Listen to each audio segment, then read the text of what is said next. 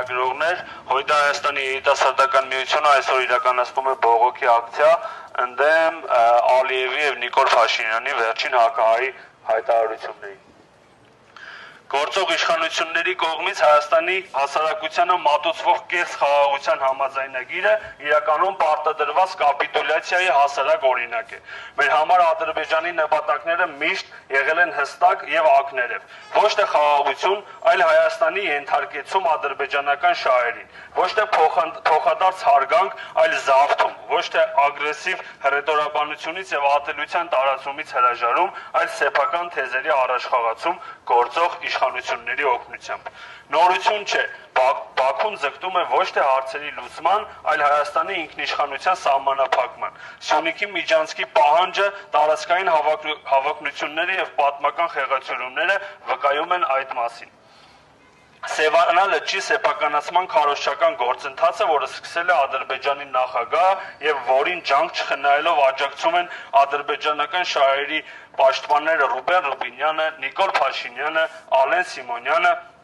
եւ այլ պետականագործան գործիչներ, երևի չգիտեն, որ հայ ժողովուրդն ունի պատմական հիշողություն։ Գոյություն ունեն քարտեզներ, պատմական փաստեր, որտեղ ամրագրված են հայկական տարածքները, պատմական ժառանգությունն ու հայկական ինքնությունը։ Ալիևի հայտարարությունը քարոզչական հնարք է, որը նպատակ ունի նորմալացնել պատմական փաստերի կեղծումը։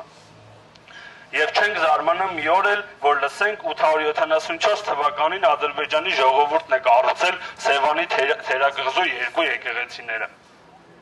առաքելական սուրբ եկեղեցիները, երբ անգամ գոյություն չունեին որպես ժողովուրդ, ուր մնաց որպես պետություն լինեին։ Այս համատեքստում է, որ հասկանալի է դառնում հայ առաքելական սուրբ եկեղեցու հանդեպ իրականացող վերջին բնաջնշումները։ Հնար ունենային գուցե վերացնեին բոլոր հայկական եկեղեցիները, որպեսզի կարողանային ջնջել հայկական հետքը պատմության մեջ, ինչն այսօր տեսնում ենք Արցախում իրենց գործընկեր Ադրբեջանի իշխանությունների իրականացմամբ։ Ադրբեջանը չի ճանաչում Հայաստանի ներկայիս սահմանները, խաղաղության հիմքերից մեկը միմյանց տարածքային ամբողջականության ճանաչումն է, սակայն Բաքուն հայտարարում է, թե Հայաստանի տարածքները արևմտյան Ադրբեջան են, այսպիսով հերթական անգամ ապացուցելով նախաստորագրված փաստաթղթի կեղծ լինելը։ Անվտանգային համակարգի չգոյության պայմաններում խոսել իրական խաղաղության եւ սահմանային անվտանգության մասին, այն էլ 2020 թվականից սկսված պատերազմից հետո համոզված ենք, որ ոչ թե միամտություն, քաղաքական անմեղսունակություն մասին է, այլ հստակ դավաճանության։